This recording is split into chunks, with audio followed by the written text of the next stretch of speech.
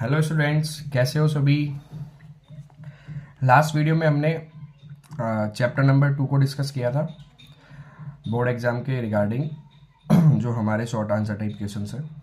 अब हम chapter number 3 को डिस्कस करने वाले हैं, pair of linear equation in two variables.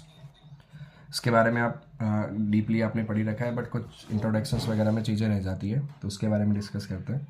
Pair of linear equations जो होती है उसकी जो हमारी जनरल फॉर्म लिखते हैं वो इस तरीके से लिखते हैं, a1x plus b1y plus c1 equal to 0। Second होती है a2x plus b2y plus c2 equal to 0। यहाँ a1 एंड a2 कॉफिशियंट्स होते हैं x के, b1 एंड b2 ये कॉफिशियंट होते हैं y के, c1 एंड c2 हमारे कांस्टेंट टर्म होती है। ठीक है, इस टाइप से हमारी दो लीनियर इक्वेशन बनती है पेयर। ओके, इनके जो सॉल्यूशंस है इसके रिगार्डिंग में जो भी चीज़ें हैं मैं डिस्कस करने वाला हूँ, तो बड़े ध्यान से देखना क्लास को। ठीक है, एक तो इस चैप्टर के अंदर सबसे इंपॉर्टेंट बात है इनके जो सॉल्यूशंस जो होते हैं और इनका जो रेशियो होता है, ये a1 a2 b1 b2 c1 c2, ये बड़े इंपॉर्टेंट है। तो इसके लिए जो इंपॉर्टेंट चीज़ है वो टेबल नंबर 3.1।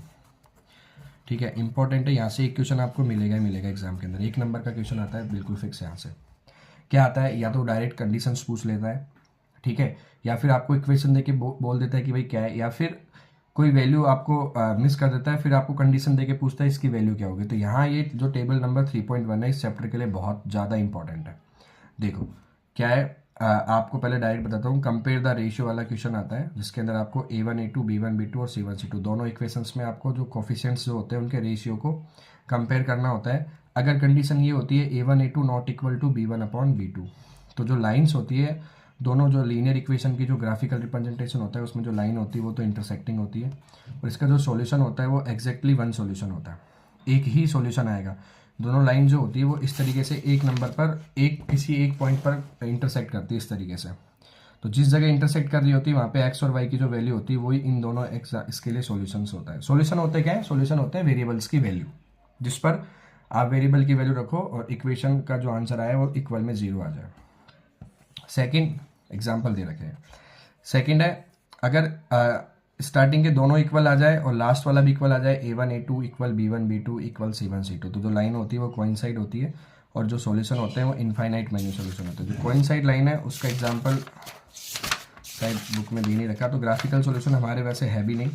ठीक है, हमको केवल ध्यान रखना है कोइंसाइड ऐसे होती है एक लाइन के ऊपर दो ऐसे दोनों लाइन एक दूसरे के ऊपर इस तरीके से बन रही होती है, तो दोनों लाइन का जो ग्राफ होता है बिल्कुल सेम होता है। तो हर एक पॉइंट कॉमन होता है, हर एक पॉइंट सॉल्यूशन होता है, तो यहाँ पे सॉल्यूशन जो हो जाते हैं वो इनफाइनाइट मैनी सॉल्यूशंस हो जाता है। तीसरा है, अगर a1 a2 equal to b1 b2 हो not equal to c1 c2 हो, तो वो लाइन होती है पैरेलल। दोनों की जो लाइन आती है वो पैरेलल चलती है ग्राफ में। पैरेलल होती है तो इंटरसेक्ट करते नहीं है, कोई कॉमन पॉइंट मिलता नहीं, तो उसके जो सॉल्यूशन होते हैं वो नो सॉल्यूशन, उसको सॉल्यूशन हम लिखते नहीं, उसके लिए बोलते हैं हम सॉल्यूशन कैसे, नो सॉल्यूशन है। ठीक है, तो ये तीनों इंपॉर्टेंट है। इस तरीके से आपको ये दोनों इक्वेशंस दे रखी है और उसके रेशियोज जो कंप्लीट कर रखे हैं वो यहाँ से क्वेश्चन आता है। मोस्ट इंपॉर्टेंट है पैरेलल लाइंस वाला। यहाँ से एक क्वेश्चन आता है जिसके अंदर एक्स या वाई के अंदर में से किसी की के की एक वैल्यू मिस कर दी जाती है और बोला जाता है कि अगर दोनों लाइन एक दूसरे के पैरेलल चलती है, नो सॉल्यूशन है, तो बताओ के की वैल्यू कितनी आएगी। तब आपको ये वाली कंडीशन का यूज करना है, उसमें a1 a2 equal to b1 b2 को लेते हुए सॉल्व कर देना है। क्वेश्चन यहाँ से कंप्लीट हो जाएगा। आता ही आता है, लास्ट ईयर भी आया था, इस बार भी आएगा। ठीक है, इससे मान लो मैं एक क्वेश्चन बनाता हूँ अभी आपके सामने, फिर उसको सॉल्व करते हैं। जैसे एक इक्वेशन है इस तरीके से, x plus 2y equal to 4, और दूसरी है kx plus 4y equal to 5।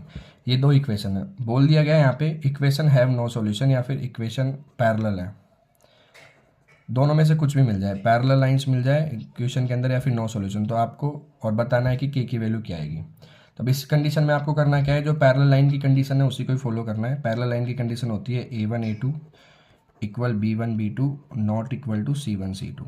पहला रेशियो जो स्टार्टिंग के a1 a2 को कंप्लीट आना ही चाहिए इक्वल। तो क्या करेंगे इसके लिए, a1 x के साथ कोई भी नहीं है कॉफिशिएंट तो 1 मानेंगे, इधर x का कॉफिशिएंट कितना हो जाएगा k, b1 कितना है 2 और b2 कितना है 4। इसको जब कम सॉल्व करेंगे तो 1/2, क्रॉस मल्टीप्लाई करेंगे तो k की वैल्यू कितनी आ जाएगी 2। अब यहाँ पे k की वैल्यू रख के देख लो, जो इस कंडीशन को कंप्लीट करेगी तो इस तरीके का इक्वेशन आता जाता है, पक्का है। ठीक है, फिर दो चीज़ें और होती है, कंसिस्टेंट और इनकंसिस्टेंट। ठीक है, कंसिस्टेंट और इनकंसिस्टेंट में क्या होता है, अगर सॉल्यूशन कुछ मिल रहा है हमको, जैसे 3 की पॉइंट्स है जो यहाँ दे रखे हैं, ठीक है, ये 1 2 3, इनको जरूर देख लेना। If the line may intersect at a single point, in case the pair of equation has a unique solution, consist pair, तो ये इसको consistent बोलते हैं, कुछ solution आ रहा है। पैरेलल है तो नो सॉल्यूशन आएगा और वो इनकंसिस्टेंट होगी। सॉल्यूशन होना चाहिए तब तो वो कंसिस्टेंट होगी, चाहे से वो एग्जैक्टली वन सॉल्यूशन या फिर यूनिक सॉल्यूशन में हो या फिर वो इनफाइनाइट मैनी सॉल्यूशन में हो, तब वो दोनों कंसिस्टेंट होती है। नहीं तो फिर वो क्या होती है, पैरेलल लाइन में इनकंसिस्टेंट। कोइंसाइड जो होती है इनफाइनाइट मैनी सॉल्यूशन के लिए एक वर्ड भी यूज किया जाता है, उसको बोलते हैं डिपेंडेंट। डिपेंडेंट इसलिए होता है क्योंकि दोनों लाइन एक दूसरे के ऊपर डिपेंड है। जैसा ये इस कोइंसिडेंट के अंदर क्या होता है, एक इक्वेशन दूसरी इक्वेशन पे डिपेंड होती है पूरी तरीके से, ये इसकी डबल चलेगी या फिर ट्रिपल चलेगी या फिर 4 मल्टीप्लाई में चलेगी 5, इस तरीके से चलती है। ठीक है, तो एक क्वेश्चन यहाँ से, ये टेबल बहुत इंपॉर्टेंट है इस चैप्टर के लिए, आता ही आता है। बाकी फिर आपके सॉल्यूशन के लिए तो फिर दो कंडीशन है ही। ठीक है, एक तो सब्स्टिट्यूशन मेथड और एक एलिमिनेशन, उनको एक बार ज़रूर देख लेना, एक एक तरीका देख लेना सब्स्टिट्यूशन मेथड और उसका। ठीक है, तो थर्ड चैप्टर का ये बेसिक पार्ट था जो यहाँ से कंप्लीट क्वेश्चंस आएंगे। ठीक है, बाकी सब्जेक्टिव क्वेश्चंस आप करो आज। अगर आपको आज और कल में कोई प्रॉब्लम आती है तो मुझे बताओ, मंडे को मैं एक और क्लास लेके सारे जितने भी डाउट्स हैं आपके जो रह रहे हैं चैप्टर्स के अंदर, उनके सबके वीडियोज़ में अपलोड कर दूंगा, जो कंप्लीट आपके लिए पूरा तरीके से हो जाएगा तैयार। Thank you.